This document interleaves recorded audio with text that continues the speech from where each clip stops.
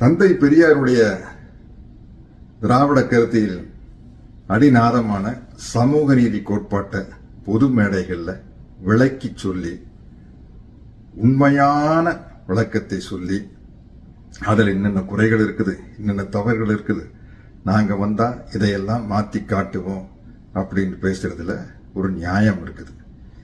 ஏதோ அரசியல் பண்ணுமே அப்படிங்கிறதுக்காக புதுசு புதுசா பேசுறவங்கள புதுசு புதுசான்னு தான் சொல்ல முடியும். அவங்கள பார்த்து கோவமே வரல, பரிதாபமா தான் இருக்குது. 100 வருஷமா பேசிக்கிட்டு இருக்கிறாங்க இல்லையா?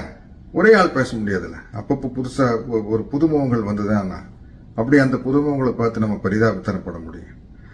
அதாவது இன்னைக்கு இந்த சமூக நீதி கோட்பாட்டை திராவிட கருத்தியல மிகப்பெரிய அளவில் அனைத்து இயக்கங்களும் கட்சிகளும் ஏத்துக்கிட்டு இருக்காங்க.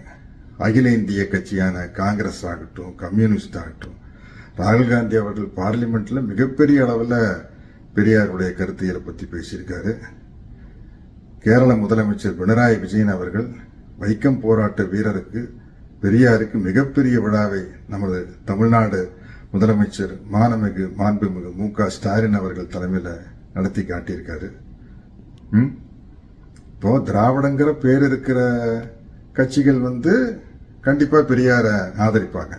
திராவிடர் கழகம், திராவிட முன்னேற்ற கழகம், மறுமலர்ச்சி திராவிட முன்னேற்ற கழகம், தந்தை பெரியார் திராவிடர் கழகம், திராவிட விடுதலை கழகம், திராவிட இயக்க தமிழர் பேரவை, அனைத்திந்திய அண்ணா திராவிட முன்னேற்ற கழகம், தேசிய முற்போக்கு திராவிடர் கழகம். இந்த கட்சியினுடைய பேர்லயே திராவிடம் இருக்குது. ஆனா இன்னைக்கு பாட்டாளி மக்கள் கட்சியினுடைய தலைவர் மரியாதைக்குரிய ஐயா ராமதாஸ் அவர்கள் இன்னைக்கு ஒரு கண்டன அறிக்கையை வெளியிட்டு இருக்காருங்க. அவ்வளவு அருமையா இருக்குது. எங்களுடைய கொள்கை வழிகாட்டி பெரியார் தான் சொல்லிட்டாரு. அதே மாதிரி விடுதலை சிறுத்தைகள் கட்சியின் தலைவர் என்னுடைய அன்பு தம்பி எழுச்சி தலைவர் தொல் திருமாவளவன் அவர்கள் இன்னைக்கு ஒரு அறிக்கையை வெளியிட்டு இருக்காரு. சூப்பர். அவர் முன்மொழிந்ததை நான் அப்படியே வழிமொழிகிறேன். அந்த அறிக்கையை எத்தனை பேர் படிச்சிருந்தாலும் நானும் ஒரு தடவை அந்த அறிக்கையை ஏதாச்சும் ஒரு பொது மேடையில் படிச்சு காட்டணும்னு ஆசைப்படுறேன். அப்படி ஒரு அற்புதமான அறிக்கை.